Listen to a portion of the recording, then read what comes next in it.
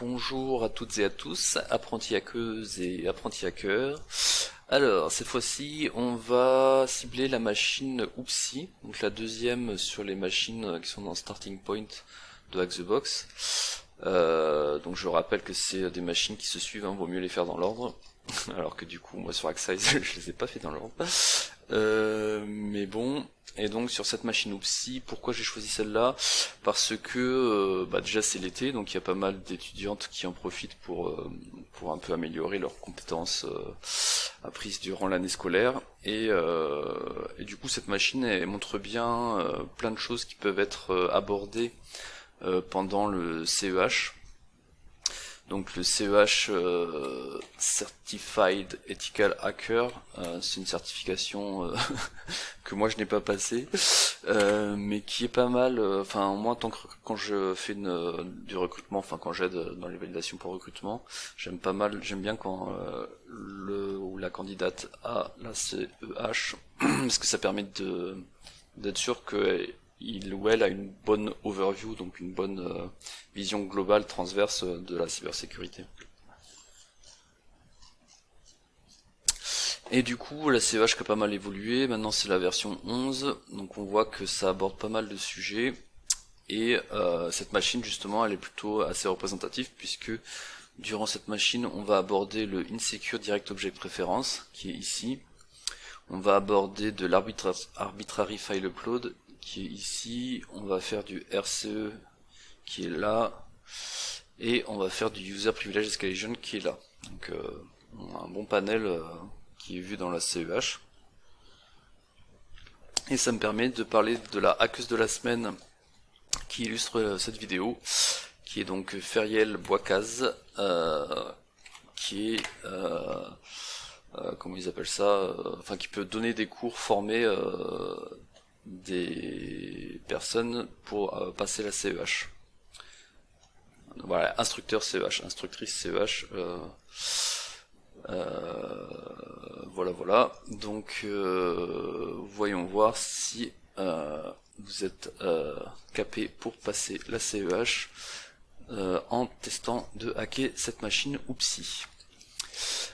Alors, première chose, comme d'habitude pour gagner du temps, j'ai déjà fait le scan Nmap, donc deux ports ouverts très classiques, SSH, HTTP, donc on commence par regarder le HTTP. Alors on tombe sur un site web sur des voitures, vente de voitures, on voit un mail. Donc j'ai déjà activé Burp pour passer à travers Burp. Et donc je rappelle, un Burp il fait de la reconnaissance passive, donc si vous allez sur Target, ici il va mettre tous les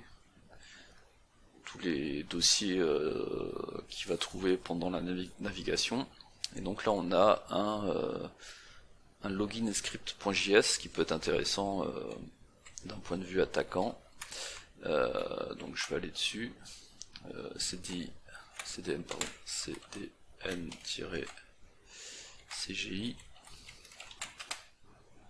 on n'a pas accès, on peut pas lister le répertoire. Ensuite il y a le login, et là on tombe sur une page de login. Donc j'ai déjà fait la machine, hein, c'est pour ça que je prends directement le bon chemin, c'était effectivement ça qu'il fallait trouver. Et donc là pour se loguer en fait on peut tenter le admin qui passe pas, mais on va en fait réutiliser les identifiants qui ont été compromis lors de la précédente machine de Starting Point, à savoir dans Archetype. Donc dans Archetype on compromet un mot de passe, et si on teste ce mot de passe ici, et bien ça passe. Donc on a bien accès à cette interface d'administration où on peut gérer des comptes, enfin en tout cas voir son propre compte. On peut voir les marques des clients, et on ne peut pas uploader, téléverser des fichiers, puisqu'il faut avoir des droits de super admin, et nous on a des droits que d'admin a priori. Donc la faille la plus intéressante de cette machine, je trouve, c'est celle qu'on va exploiter maintenant, c'est sur Account, on voit qu'il y a dans l'URL donc un identifiant, et si je change cet identifiant, bon bah a priori ça affiche plus rien, donc rien de particulier. Mais par exemple si je vais jusqu'à 4, on voit que j'affiche le compte de quelqu'un d'autre. Donc c'est ce qu'on appelle une insecure direct object reference. Je sais pas comment on va traduire ça en français, je sais pas, la référence vers référence en direct vers des objets de manière non sécurisée. Donc en gros c'est un type de vulnérabilité concernant les contrôles d'accès qui fait que en utilisant directement le référent de l'objet, eh ben on peut voir des choses qui n'étaient pas prévues, qui devraient pas être, ou en tout cas le contrôle d'accès n'est pas fait correctement. Du coup, au lieu de se les faire à la main une par une, pour essayer de trouver un identifiant intéressant qui aurait des droits de super admin, on va utiliser l'outil intégré dans Burp qui s'appelle Sniper, qui est très, moi j'utilise beaucoup, hein, c'est vraiment un outil, ça, un peu comme WFuzz ou FFUF pour faire du fuzzing quoi, web. Mais l'avantage de Burp, bah, c'est que comme c'est une interface Java, on peut après sur le tableau faire des tris, etc., qui sont plus facilement réalisables qu'avec FFUF ou WFuzz. Alors, du coup, je prends la requête qui nous intéresse, à savoir celle-là, là, où il y avait ID 1, 2, 3, 4. Je fais CTRL-I, CTRL-SHIFT-I pour l'envoyer dans Intruder. Je clear les trucs qui met par défaut, puisque nous on va faire le fuzz uniquement sur le champ ID. Ensuite, en payload, je vais générer, je vais le faire ici, une liste de 1 à 100 on va dire. Vous pouvez faire ça par itération, c'est-à-dire commencer par 1 et 100 et voir en fonction de ce que ça répond, monter plus ou moins. Ici on verra que aller jusqu'à 100 c'est suffisant.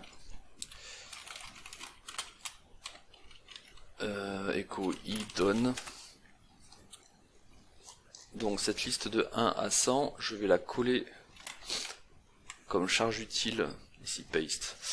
Burp en gros il va faire une requête par ligne et chaque ligne il va remplacer l'identifiant ici par la valeur de la ligne.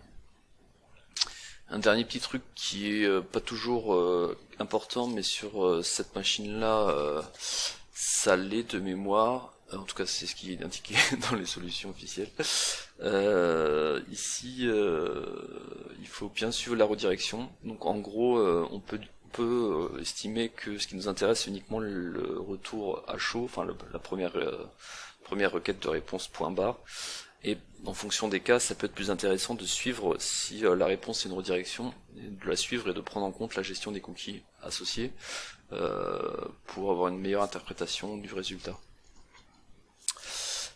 Et donc je fais le petit bouton en haut à droite Start Attack. Je rappelle, mais il le dit d'ailleurs, que je suis sur cette machine, j'ai pas un Burp Pro, donc c'est beaucoup plus lent qu'un Burp Pro où en quelques secondes vous faites les 100. Il va falloir attendre plus proche d'une minute. Donc tiens, si je vais plutôt laisser là, ça là. Donc là on voit que toutes les réponses sont de la même taille, donc c'est louche. Je me suis loupé ou quoi?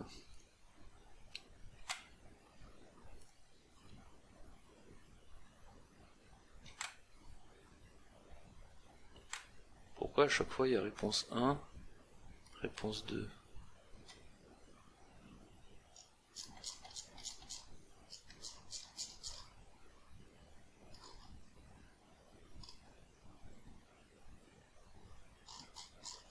C'est étrange, on a l'impression qu'il est pas authentifié. Ouais, il y a ça, login. Pas pris la bonne requête. Qu'est-ce que j'ai fait? Tac. Ah mince, j'ai pris la seule requête où il n'y avait pas le cookie. Comment je me suis débrouillé? Ok, bon, ben on l'a refait, mais du coup, donc, je vais prendre une requête où il y a bien le cookie de mis, sinon ça sert à rien. Évidemment, il va répondre à chaque fois, vous n'êtes pas authentifié. Discard. Donc, on l'a refait, ici clear, ici je prends l'ID, je fais add, en payload je récupère, si c'est ça, tac, la liste de 1 à 100 que je colle, en option je mets bien follow redirection always, et je fais un start attack. C'est mieux, là on voit qu'il y a différentes tailles de réponse. Quand on regarde la réponse, on voit que quand on met aucun identifiant, ah bah c'est marrant d'ailleurs, quand on met aucun identifiant il crache quand même une ligne. Là on voit que si on met l'identifiant 1, on a bien identifiant admin du compte qu'on a compromis. Identifiant 2, on a bien normalement rien du tout, c'est ça. Et donc voilà, en fonction de la taille, donc tous les 37,87 c'est quand il n'y a rien du tout. Ici Access ID, le truc est vide. Après on a du 38,11, 38,12, 38,15. Donc par exemple 38,12 c'est Tom Raffle. On a du 38,25 en taille de réponse. 38,26 pardon. Et la BIM, c'est celui-là qui va nous intéresser, il est super admin. Donc, je vais le mettre dans l'autre sens. L'identifiant 30 renvoie sur le super admin, on peut d'ailleurs le tester ici. On a bien le super admin, et donc son access ID, ça peut être intéressant. Le profil qui a des droits super admin a un access ID à 86 575. Donc maintenant qu'on a fait ça, on peut se dire que quand on regarde la requête, que je vais montrer quand même, ce sera plus simple. Moi je suis l'identifiant admin et mon access ID est 34322, et ici on voit que dans mon cookie j'ai 34322. Donc si j'envoie ça dans repeater, que je remplace le 34322 de mon cookie par le 86 575 de l'utilisateur qui a des droits super admin, je fais send, ok, il a l'air de pas râler et de pas perdre la session. Donc je vais faire un CTRL SHIFT K, aller dans storage, et ici remplacer de manière permanente mon cookie par 86 575. Si je fais au compte, ça change rien. Ici ça change rien. Ici ça change rien. Ici ça change quelque chose. On récupère les droits d'accès super admin vers l'interface de upload de fichiers. Parfait. Voyons si on peut uploader un shell PHP, un reverse shell PHP, puisque si on peut uploader un reverse shell PHP et l'exécuter sur la cible, eh ben on pourra exécuter du code PHP sur la cible. Et donc le code PHP qui nous intéresse, c'est un reverse shell qui va comme ça nous renvoyer un shell vers notre machine. Du coup, je vais prendre le classique web shell, PHP, reverse shell, PHP reverse shell, que je vais appeler lisbeth.php.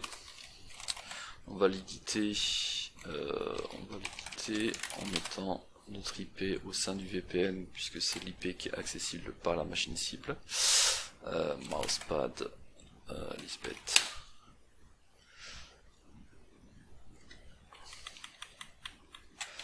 Je laisse 1, 2, 3, 4 sur le port, pourquoi pas. Alors la problématique c'est que, bon, déjà on va essayer de l'uploader, voir si il accepte des fichiers PHP. Donc je vais dans challenge hack the box. On est sur la machine, oupsie. Lisbeth, brand name Lisbeth, upload. Alors c'est bien, il est bien uploadé, il n'y a pas l'air d'avoir de filtre sur le PHP. Maintenant la question c'est où, où est uploadé le fichier. Donc on peut trouver ça en faisant par exemple un dir search. dire search moins u http 10.10.10, donc nous c'est 28 slash .e php bim. Donc on brute force les répertoires afin d'essayer de trouver s'il n'y a pas un répertoire dans lequel a été mis mon fichier uploadé. CSS c'est peu probable, font c'est peu probable, image aussi, PHP login, ça on le savait déjà, JS pour le JavaScript, image pour les images, serveur statut, on n'a pas les droits, upload, ça par contre c'est probablement un répertoire intéressant puisque ça doit être là-dedans, enfin ça peut être là-dedans que les fichiers uploadés sont mis. Et si j'y vais, j'ai pas droit d'accès, donc je peux pas savoir. Par contre, ce que je peux faire, c'est simplement essayer, voir si mon fichier n'a pas été renommé. Et donc si je fais juste... alors je vais quand même mettre en écoute, sinon ça sert à rien d'essayer un netcat sur le port 1, 2, 3, 4, puisque mon reverse shell écoute... bah d'ailleurs 1, 2, 3, 4, j'ai pas besoin de mettre sudo. Je rappelle hein, que si je vais sur... je vais faire un more lisbeth, ici on a mis comme port 1, 2, 3, 4, c'est pour ça que j'écoute sur le port 1, 2, 3, 4. Et du coup, potentiellement, si mon fichier lisbeth.php a bien été uploadé dans ce répertoire, et que j'ai les droits d'accès, il va l'exécuter, et le fait de l'exécuter, ça va donc émettre un reverse shell vers ma machine, qui est en écoute sur la 1, 2, 3, 4. Voyons voir. Ça passe. Donc on a bien récupéré un shell sur notre cible. Est-ce qu'on a Python? On n'a pas Python, Python 3. On a Python 3, Python 3. Moins C, import. Donc ça je le fais à chaque fois. Hein. PTY.spawn, c'est pour avoir un reverse shell avec du TTY. CF, les précédentes vidéos où je parle de ça. Bim. Ok, alors maintenant qu'on est là, tiens c'est vrai que j'aurais pu faire une autre technique pour avoir du TTY que j'ai pas encore montré je crois. Hop, je vois dans la solution qu'ils ont utilisé une autre technique, faisons cette autre technique. Donc si vous n'avez pas Python 3 et que vous avez besoin d'un TTY, donc je rappelle que le TTY ce sera par exemple pour faire du SU, si vous n'avez pas le TTY vous pouvez pas faire de SU, ce qui est quand même embêtant pour envisager de l'élévation de privilèges. Du coup, l'autre solution que vous avez, c'est de faire shell bin bash script-q dev nul. Une fois que vous faites ça, vous faites CTRL Z pour mettre ça en background. Ici, vous faites un stty row-echo. FG pour revenir sur le foreground. Reset pour indiquer quel type de terminal, et vous, c'est du xterm. Xterm qui est donc un ancien terminal. Bon, il y a beaucoup de choses à dire sur xterm. Et pour terminal X hein, d'ailleurs, xterm. Et du coup, le fait d'avoir fait ça, ben, j'ai un TTY comme si j'avais fait, comme j'avais fait avec la commande Python, mais s'il n'y avait pas Python, j'aurais pas pu le faire de cette manière. Voilà, et ça va être important pour la suite, on va voir ce qu'on va faire du SU justement. Mais avant d'entamer la suite, voyons à quoi nous avons accès avec www.data. Donc il y a dans /home il y a un répertoire Robert, et il y a bien, je vais mettre WC, il y a bien le shell user, mais est-ce qu'on y a accès? C'est pas sûr, on va tester de ce pas. On y a bien accès, donc on a déjà le premier flag.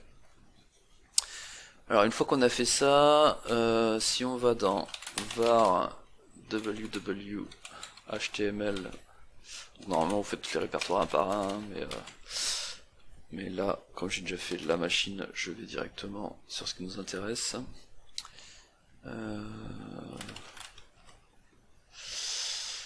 On voit que là-dedans il y a un fichier qui s'appelle db.php qui est donc probablement intéressant, puisqu'il y a peut-être des droits de connexion à la base de données, et c'est le cas. On voit que Robert se connecte à la base de données avec ce mot de passe.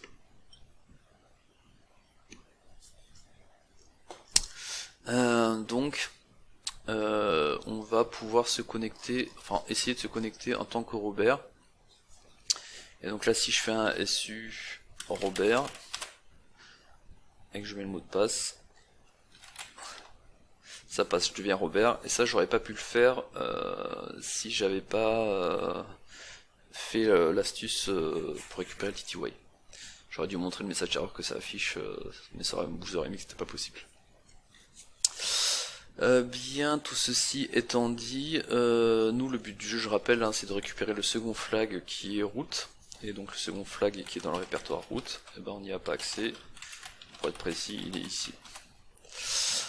Donc, comment devenir route sur cette machine? Donc pendant la phase d'énumération, si vous faites, si vous affichez, parce que oui, peut-être que je montre ça, Robert il est dans le groupe Bug Tracker aussi. Donc si on regarde tous les fichiers qui sont dans ce groupe Bug Tracker,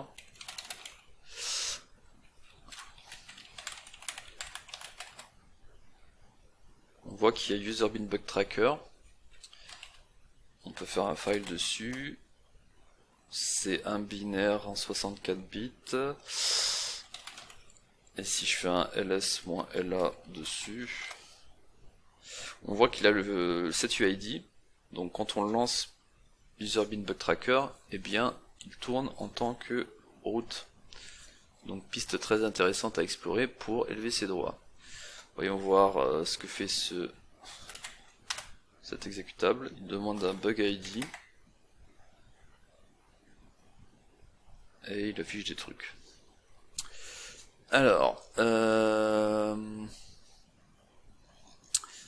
si on fait un strings pour voir un peu les chaînes qu'il y a dans ce binaire. Il y a une chaîne qui est très intéressante, c'est celle-ci, cat route report. Donc a priori le binaire à un moment lance la commande cat route report en tant que route, et alors cat d'ailleurs, petite histoire, j'en ai jamais parlé, mais ça vient de catenate, hein, pour concaténer en anglais. Donc c'était un fichier qui était plus utilisé pour concaténer à la base que pour afficher. Maintenant tout le monde utilise juste pour afficher des fichiers, mais on peut concaténer ou même créer des fichiers. Moi j'utilise beaucoup cat pour créer des fichiers avec des chevrons. Et du coup, la commande elle est intéressante puisqu'il n'y a pas de passe, enfin de chemin absolu devant le cat. Donc là, il prend le cat en suivant la règle du pass.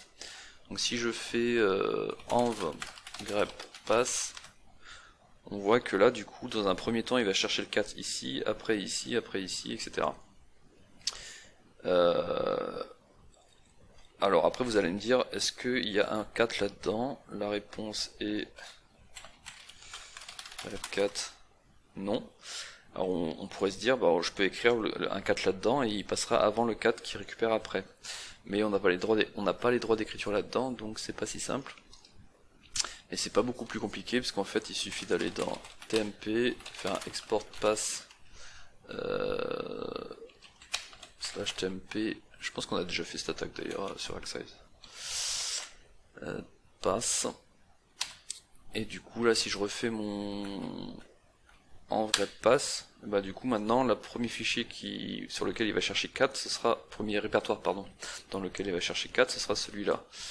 Et celui-là, si on regarde, on voit qu'il y a d'autres gens qui sont en train d'essayer de pirater la machine. Il n'a pas de répertoire de binaire 4, donc je vais pouvoir mettre le mien. Donc on va pas s'embêter, on va faire juste un bin sh qu'on va mettre dans un fichier 4. Et je vais faire un chmod plus x 4, laisse-moi la th.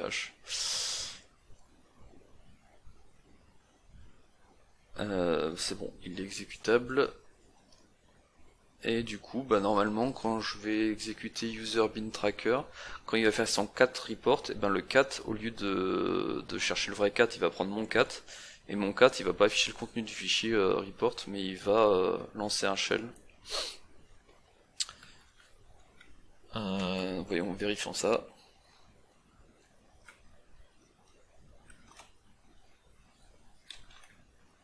Et voilà, je tourne en tant que root. Et j'ai bien les droits. Du coup, comme il y a pas mal de monde sur la machine, je vais vite enlever ce que j'ai fait. RM4 pour ne pas les embêter. Ah oui, en termes de post-exploitation, j'aurais pu montrer que on peut récupérer des identifiants FTP dans le point config. D'ailleurs, je me demande si c'est pas dans celle de Robert. CD, pardon, laisse-moi là.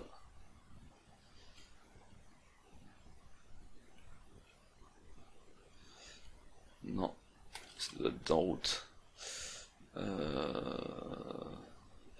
Bon, tant pis, je vous laisserai faire l'exercice. C'est pas super passionnant, il y a juste des mots de passe en clair dans un fichier. Voilà, voilà. Du coup, qu'est-ce qu'on peut dire d'un point de vue Blue Team? D'un point de vue Blue Team, on peut dire que ce qui a permis de compromettre la machine, c'est bon, le premier mot de passe, j'en parle pas, c'était la machine précédente, hein. Mais sur cette machine particulièrement, donc il y avait le insecure direct object préférence, donc il faut que l'application fasse attention quand on accède à un compte en mettant un identifiant de vérifier que le compte qui y accède a bien les droits.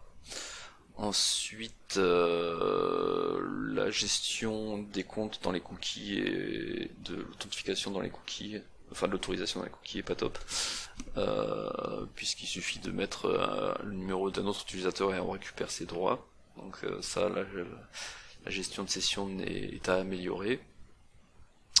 Ensuite, qu'est-ce qu'on a pu faire? Donc le mot de passe en clair dans le fichier PHP à éviter si possible. Et enfin, dans le binaire avec un setuid, mettre pas un relative pass, mais mettre un pass en dur, c'est-à-dire /user bin 4, où ça nous aurait empêché d'effectuer l'attaque sur le pass. Voilà, voilà, n'hésitez pas à laisser des commentaires, et je vous dis à la fois prochaine pour faire un pas de plus vers le niveau hacking de Lisbeth Salander.